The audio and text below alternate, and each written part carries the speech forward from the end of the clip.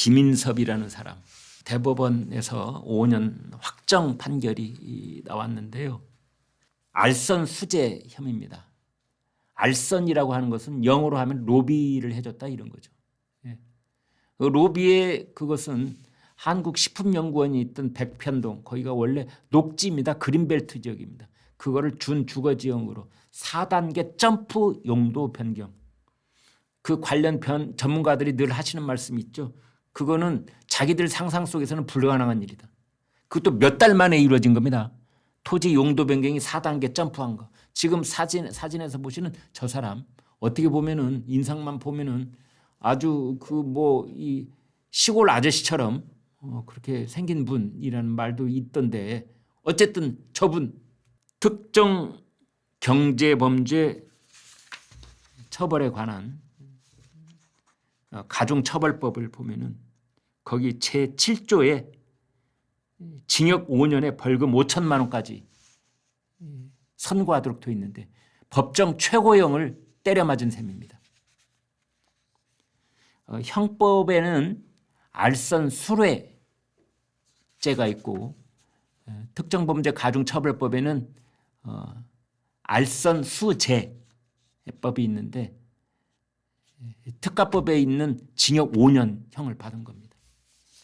근데 그렇게 하는 이유는 구체적으로 이재명과 정진상이 김인섭이 하는 일에 어떤 역할을 했는지에 대해서 아직까지 사법부는 이제 거기에 대해서는 판단을 하지 않았지만 아무튼 피고인 김인섭이 이재명과 정진상의 그 친분을 바탕으로 로비를 했다. 그래서 이 김인섭이가 그 백현동 아파트를 지은 시행사인 아시아 디벨로퍼라는 부동산 업체로부터 현금 74억 5천만 원. 그다음에 아파트를 지으면은 거기 인부들이 바로바로 식사를 할 수 있도록 한밭집을 운영하잖아요. 여러분 이 한밭집이요. 이게 엄청난 이권입니다, 이게. 그래서 그 한밭집 운영권을 따내면 웬만한 아파트 공사장에서 수억 원에서 수십억 원에 이르는 이득이 오고 갈 수 있는 그런 이권인 겁니다. 때로는 조폭이 개입되기도 하고요. 그런데 김인섭이 그 한밭집 운영권 그걸 이제 법조계에서는 약 5억 원 상당의 운영권이라고 하더군요. 현금 74억 한밭집 운영권 김인섭이 따낸 겁니다. 그래서 1심하고 2심에서 이미 다 유죄 판결이 나왔는데 김인섭이 중간에 보석으로 풀려나 있었거든요. 그러니까 자유로운 상태에서 대법원 판결을 받은 겁니다. 징역 5년 확정. 법리를 오해한 잘못이 없다. 대법원 이렇게 말했습니다. 김인섭이 여러 차례 정진상에게 청탁을 한 사실. 그다음에 성남시 공무원들이 김인섭하고 이재명, 정진상 이 사람들이 특수관계라는 것을 성남시 공무원들이 다 알고 있었다는 것. 그다음에 김인섭이 청탁을 하고 정진상이가 받아들여서 이 백현동 아파트 개발에 성남도시개발공사가 배제된 점 등등을 들어서 김인섭이가 5년형을 확정을 했습니다. 김인섭은요, 아까도 말씀드렸다시피 정진상을 진상이라고 불렀고 그 성남시청 청사의 2층에 시장실이 있었어요. 그래서 김인섭이 그 성남시 이제 인허가 관련 과장 국장들 만날 때 2층에서 전화 안 받았어? 이제 이런 얘기를 하고 다녔다는 거죠. 2층이라고 하는 것은 이제 이재명 시장과 정진상 바로 앞에 방이 정진상이가 있었다는 거 아니에요? 정진상한테 전화 안 받았냐? 그 오래전에 그런 얘기가 다 나왔는데요. 이 정바울이라고 하는 사람, 정바울 이 사람이 아시아 디벨로퍼 이제 그 대표인데 회장이라는 직함을 쓰더군요. 그 정바울이라는 사람이 이 김인섭에 대해서 이 얘기를 하는데 김인섭이 뭐라고 했느냐? 그러니까 김인섭이 로비스트인데 김인섭이 그 이 아파트 개발업자인 정바울한테 돈을 뜯어내면서 뭐라고 하느냐? 아이 자네도 알잖아. 이 돈 내가 혼자 다 먹는 거 어디? 절반은 그분들 것이네. 그 두 분들 것이야. 그런데 이제 법원에서는 여기서 말하는 그분들이라고 했을 때 그분들은 성남시에서 그분들은 두 사람밖에 없다. 그게 이재명과 정진상이다. 지금 그런 얘기까지 나오고 있습니다. 그런데 문제는 이미 재판을 안 해도 됩니다. 이제 재판을 안 해도 돼요. 왜 재판을 안 해도 되느냐? 지난번에 공직선거법 위반 1심 판결 때 말이죠. 징역 1년에 집행유예 2년 때렸을 때 그때 그 1심 재판부의 판결문에 뭐라고 되어 있느냐?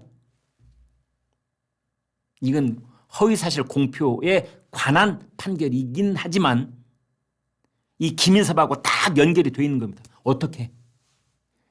1심 재판부가 공직선거법 위반 징역형을 때리면서 뭐라고 했느냐? 국토부의 협박은 없었다. 백현동 토지 연도 변경하면서 국토부의 협박은 없었다. 이건 피고인 이재명이 스스로 알아서 한 것이다. 그게 1심 판결의 판결문에 딱 명시가 돼 있어요. 제가 만든 말이 아니고요.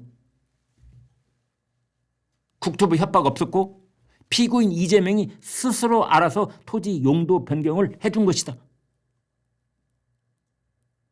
그런데 그 과정 속에 토지 용도 변경을 해준 김인섭이는 징역 5년이 대법원에서 확정이 됐다면 로비 정도를 한 사람이 5년 확정이라면 인허가 결정권을 가지고 거기다가 사인을 해준 성남시장 직인을 찍어준 인허가권자 이 사람은 징역 10년 이렇게 맞아야 되는 거 아니냐라는 게 법조계의 의견입니다.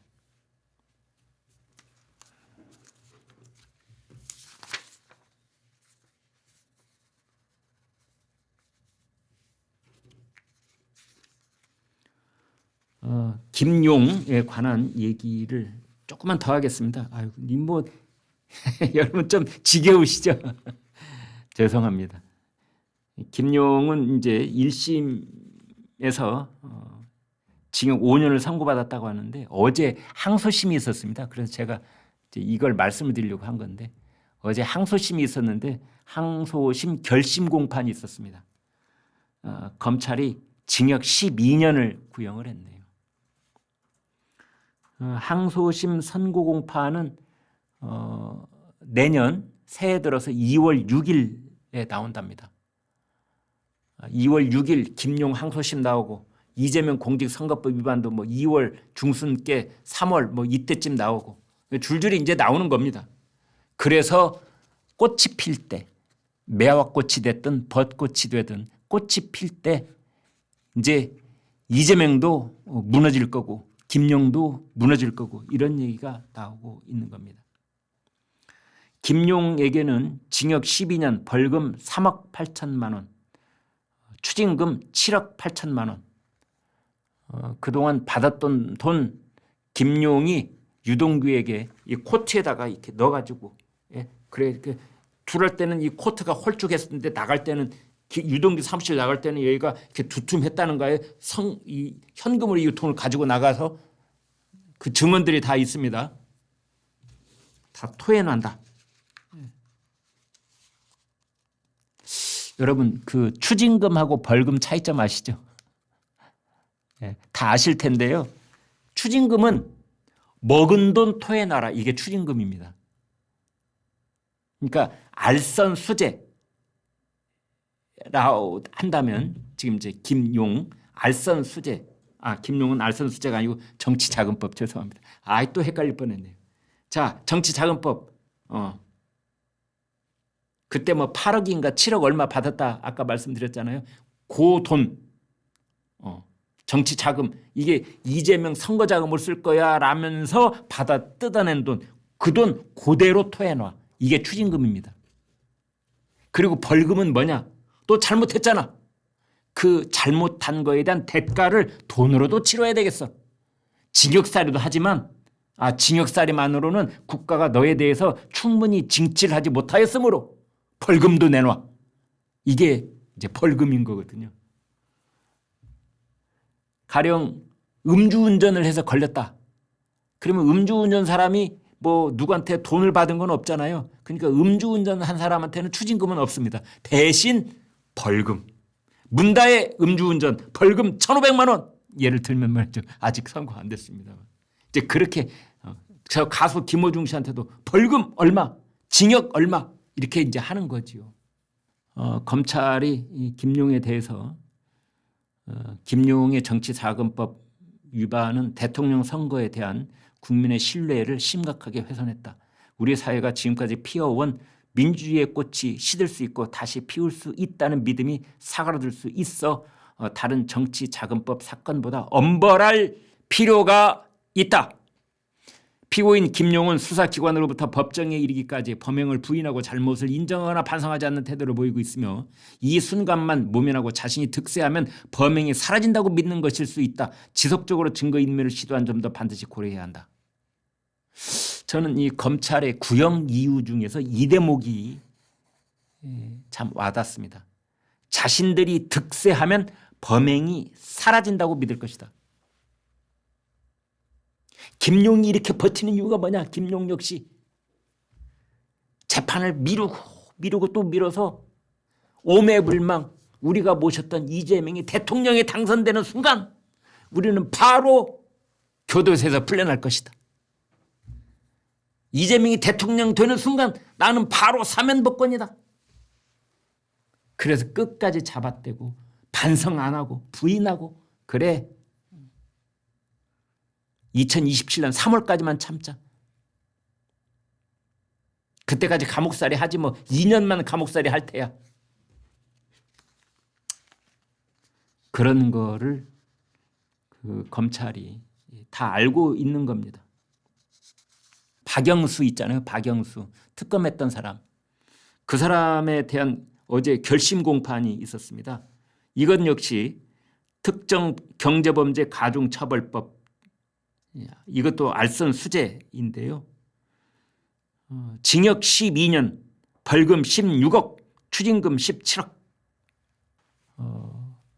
이 사람은 박영수 저 사람은 이제 그 특검이라고 하는 고위 공직을 역임한 사람이기 때문에 벌금을 죄질이 아주 불량하기 때문에 벌금을 16억을 때리고 그다음에 추징금 김만배로부터 받은 돈 다 토해놔. 그래서 17억 5천만 원.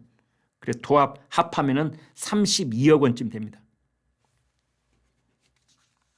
그리고 그 박영수하고 함께 이제 그 박영수의 지시를 받아서 이행을 했던 양재식 특검보 특검이 있고 바로 그 밑에 특검보가 있습니다. 양재식한테는 징역 6년, 벌금 6억, 추징금 1억 5천.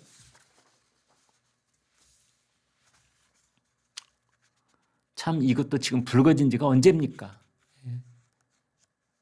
대선 전부터 계속 얘기가 있었던 건데 이제 드디어 1심 선고 구형이 있게 된 겁니다.